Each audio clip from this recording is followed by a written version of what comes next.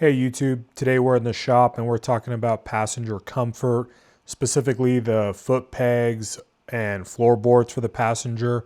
We're going to be upgrading from the stock pegs to floorboards, and specifically we're going to be doing the reach version of the floorboard mounts from Harley Davidson. We're also going to be installing some Thrashin floorboards for my passenger, which should be a nice upgrade. The goal is to make it a little bit more comfortable and raise her knees up so she's in a more stable seated position. Right now, because she's on the shorter side, her legs are a little stretched out and they get tossed in the wind quite a bit. Now the stock pegs are adjustable up and down, but these floorboard mounts raise them up 2.5 inches, which is pretty substantial, and it should help her knees be a little bit more 90 degrees at her hips and at her knee joint, which should help for comfort over the course of longer days. And now in this video, I'll be talking about passenger comfort from the angle of the backrest, the seating position, and the foot pegs or the floorboards. I'm also going to be showing you how to install these floorboard mounts and doing a quick review at the end. We just got back from a 500-mile trip over this last weekend where she got to test them out and see how they were compared to stock. But otherwise, I hope you enjoy the video. If this helps you out, please leave a comment or consider subscribing to my channel, checking out some of our trip videos, and we'll see you on the road.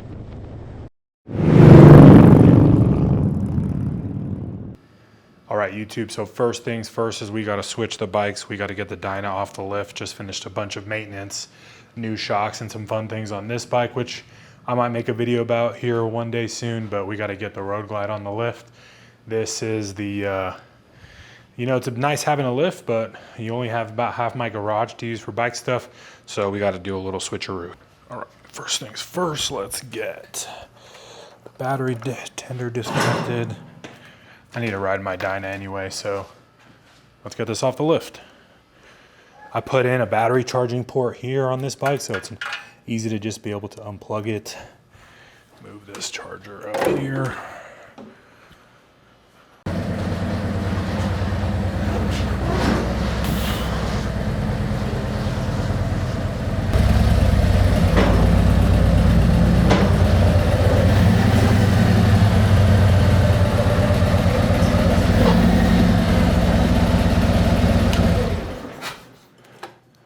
Okay, from here, when you're doing it solo, you gotta kind of hold on to your bike.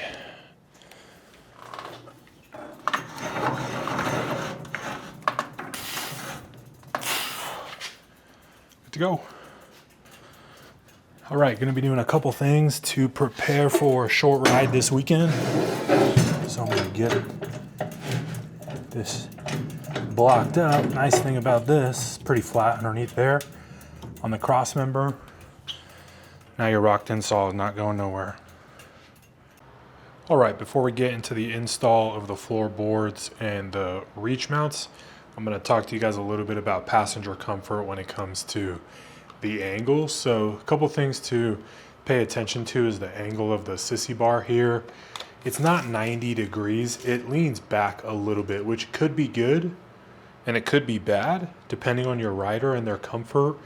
This can impact, though, how far you might need to adjust the passenger pegs, because if they're leaning back, these might need to be higher. But that also sometimes is determined by the thickness of your pad. So on a stock pad, the thick pad, it's not as much of a reclined position. It's a little bit more 90 degrees. So just a couple quick things to think about there for passenger comfort. Now down here, you can adjust the height of the stock boards, but you can really only adjust them down. So when you take a stock mount, here is the stock position. You can't adjust it any higher. You can adjust it lower by 3 positions, or I guess technically 2 positions, or at stock it comes here, which is about as high as it goes. So that's the benefit of adding the reach mounts. But even if you use a reach mount and it's too much, you can lower it. 1, 2. So there's technically 3 positions that you can mount this. Now I'm gonna mount it at the stock main position and see how that works for her. All right, so a couple quick measurements that we're gonna take here is gonna be the height of the floorboard to what would be the ground. So let me straighten this out. So it's about 16.5 inches stock height.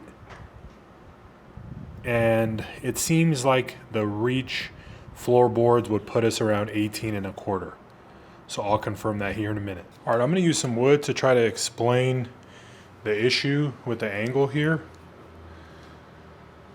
So you'll notice, as I mentioned, it's not a 90-degree surface. For the backrest, there's a little bit of an angle to it.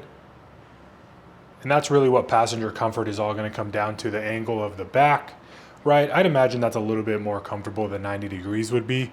But for a shorter passenger like what I have, you're gonna need to maybe adjust the angle or the height of those floorboards, which is what we're gonna do now. So I'm gonna install those reach. I'm only gonna show you guys the installation of one side. I want this to be a pretty quick portion of the video, and then I'll show you guys what the finished product looks like.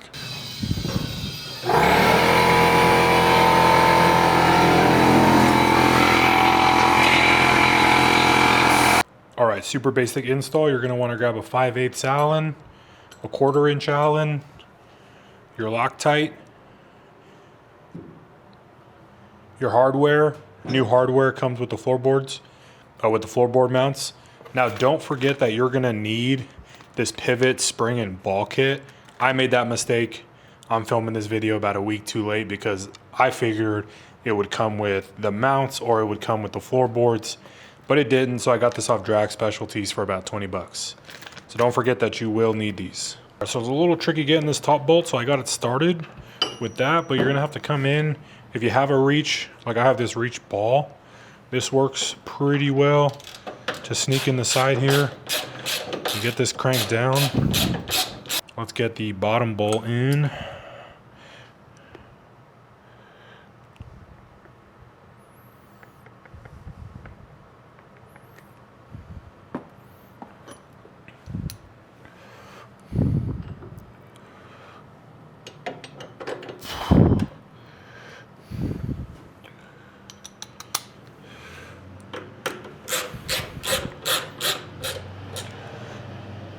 Easy as that.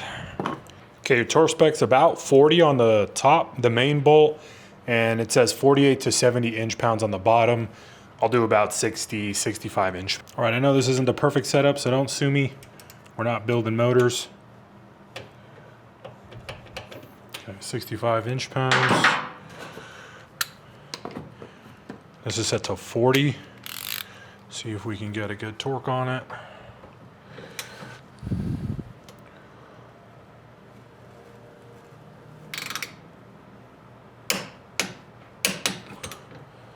Good to go. All right, so I already got these boards set up, but you're just gonna mount the base plate on here and torque those down to spec with some Loctite. But these sit just like that. A couple things to be mindful of. These, I believe you'd call them set screws. They sit in here and they hold your pivot pins. You just wanna get them started like that. Just get them started. Now you also have a spring and a ball system that helps with the opening and closing. So you're gonna put your spring in first, sit your ball right on top, get your pivot pins ready.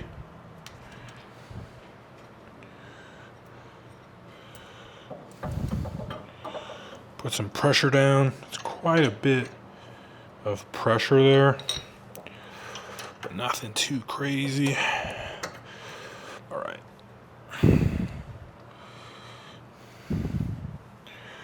Now, just for the sake of confirming this is good, I'm going to use this and push them in maybe about halfway.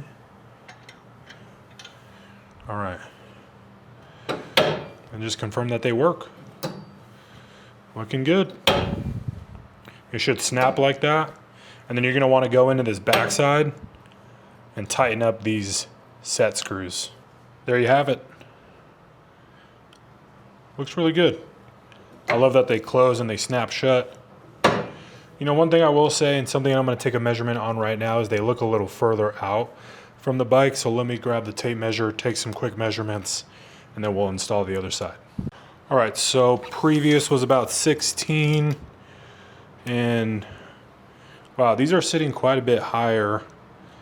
18.25 at the bottom, almost 19 inches to the top. So that's a little bit more than the 2.25 advertised. But again, you can lower it if that is too high. I'm wondering if I'm gonna need to lower it one.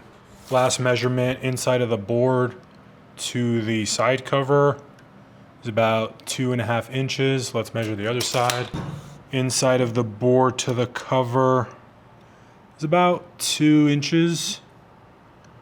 So not too much more out. All right, some quick comparison shots. You can see how her leg is kind of hanging down there.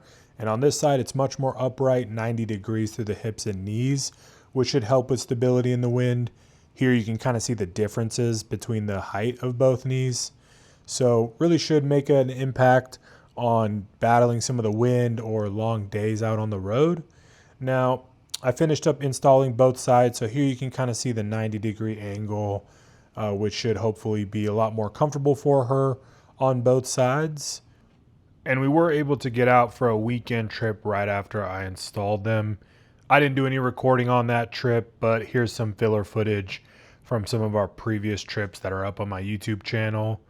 And the floorboards with the reach height worked out perfectly for her. So we're probably going to drop them from that middle setting down one, because it is a pretty dramatic increase over stock. But otherwise, she was a lot more comfortable. Her hip position did better in the wind, on the highways, in that 80 to 90 mile an hour range when your legs are really battling the wind. She said she felt a lot more stability, and she wasn't as restless and didn't have to move around as much on the ride. We did about a 500-mile weekend, and word is that, you know, she was a lot more comfortable. So I hope this video helped you out. I hope that if you're looking for a way to improve your passenger comfort, that this information was helpful to you. If you're looking for other information regarding the road glides, want to check out some touring videos, or just looking for another channel to watch in your day-to-day, feel free to give me a shot. I hope I see you out on the road. Ride safe out there, and we'll see you on the next one.